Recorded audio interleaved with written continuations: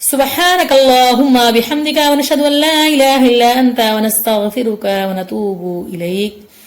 الحمد لله رب العالمين والصلاة والسلام على رسوله الكريم وعلى آله وأصحابه وأزواجه وذرياته واتباعه أجمعين. اللهم صل وسلم على سيدنا ونبينا محمد صلی اللہ علیہ وآلہ وسلم. محترم ناظرین، ہماری جانب سے آپ سبھی کو عقیدتوں بھرا سلام. السلام علیکم ورحمۃ اللہ وبرکاتہ. آج کی اس ویڈیو میں ہم جنات کے بارے میں علم حاصل کریں گے.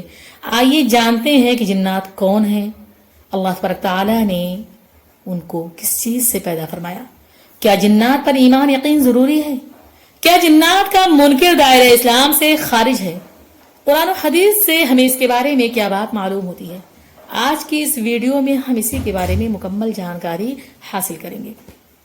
محترم ناظرین، اللہ تبارک تعالیٰ نے قرآن کریم کی سورہ احقاف میں جنوں کا تذکرہ فرمایا. اسی لیے جنات پر ایمان یعنی یہ یقین ضروری ہے کہ وہ بھی اللہ تبارک تعالیٰ کی ناری مخلوق ہے.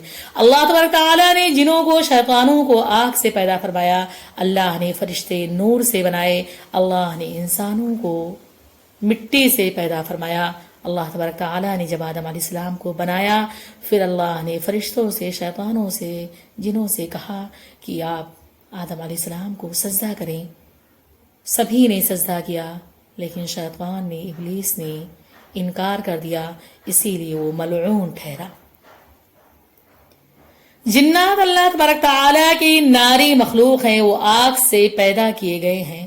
وہ بھی ہماری طرح اعمال کے مکلف ہوتے ہیں، وہ بھی ہماری طرح اچھے اور برے کام کرتے ہیں، لیکن اللہ تبارک تعالیٰ نے انسانوں کی نیچر میں خیر کو شر سے غالب رکھا ہے، اور جنوں میں شر خیر سے غالب ہے. جن کسے کہتے ہیں؟ جن کہتے ہیں چھپی ہوئی چیز کو. مجنون جس کی عقل چھپی ہوئی ہو، یعنی عقل پر پردہ پڑ چکا ہو، مجنون ہو گیا ہو، دیوانہ ہو گیا ہو. جنین کو جنین اسی لیے کہتے ہیں کہ وہ بچہ ماں کی پیٹ میں چھپا ہوا ہوتا ہے، لوگوں کی نگاہوں سے پوشیدہ ہوتا ہے. جن کو بھی جن اسی لیے کہتے ہیں کیونکہ جنات جو ہوتے ہیں وہ عام طور سے لوگوں کو نظر نہیں آتے. کبھی کبھی کسی خاص موقع پر نظر آ جاتے ہیں، لیکن عام طور پر وہ دنیا سے یعنی لوگوں کی نگاہوں سے اوجھل ہوتے ہیں. جنات کے بارے میں ہمارا یہ عقیدہ ہونا چاہیے کہ جنات بھی اعمال کے مکلف ہیں. ان میں اچھے برے دونوں طرح کے جن پائے جاتے ہیں.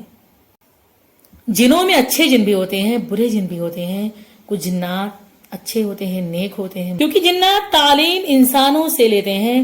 جنوں میں کوئی معلم نہیں ہوتا، جنوں میں کوئی نبی نہیں آیا، کوئی رسول نہیں آیا، کوئی پیغمبر نہیں آیا، بلکہ جو نبی، جو رسول، جو پیغمبر انسانوں میں آئے انہی سے جنوں نے بھی تعلیم حاصل کی. وہی جنوں کے بھی نبی ہیں، رسول ہیں، پیغمبر ہیں. اسی طرح ہر وہ چیز جو انسانوں میں پائی جاتی ہے ہو بہو جنوں میں بھی پائی جاتی ہے. وہ سارے جھگڑے جو انسانوں میں ہیں جنات میں بھی ہوتے ہیں. حدیث سے یہ بات معلوم ہوتی ہے کہ جنات کا وجود ہے، وہ بھی ایک مخلوق ہے، وہ بھی ہماری طرح اچھے اور برے عمل کرتی ہے. جنات کا منکر دائرہ اسلام سے خارج ہے. جنات کی پیدائش انسانوں سے بہت پہلے ہوئی ہے اور ان کی آبادی ہم سے زیادہ ہے. جنات میں بھی ہر طرح کے فرقے موجود ہیں، جیسے حنبلی، شافعی، مالکی، حنفی، اور اسی طرح مذاہب بھی، مسلم، ہندو، سکھ، عیسائی، طرح طرح کے ہر قسم کے فرقے ان میں بھی پائے جاتے ہیں. انسان کی نیچر میں خیر شر سے غالب ہے، لیکن جنوں میں شر خیر سے غالب ہے، کیونکہ وہ آگ سے بنائے گئے ہیں. آگ میں طغیانی ہوتی ہے، سرکشی ہوتی ہے. اسی لیے جنوں میں طغیانی، سرکشی، برائی، شر انسانوں سے زیادہ ہے. جنات جو ہوتے ہیں نا وہ بہت طاقتور ہوتے ہیں، ان کی قوت کا ہم اندازہ نہیں لگا سکتے، لیکن وہ انسانوں سے ڈرتے ہیں.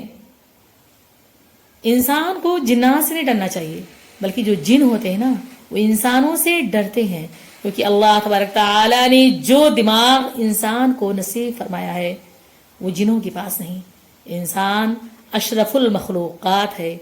اللہ تبارک تعالیٰ نے جنوں پر انسانوں کا رعب رکھا ہے. وہ انسانوں سے مرعوب ہوتے ہیں. جنات جو ہوتے ہیں وہ انسانوں سے خوف کھاتے ہیں, انسانوں سے ڈرتے ہیں. انسان جنوں پر قابض ہوتے ہیں. انسان کا جنات پر دبدبہ ہوتا ہے, لیکن طاقت جنوں کے پاس زیادہ ہوتی ہے. اسی لیے ہمیشہ ہمیں اللہ تبارک تعالیٰ سے جنوں کے شر سے پناہ مانگنی چاہیے. السلام علیکم.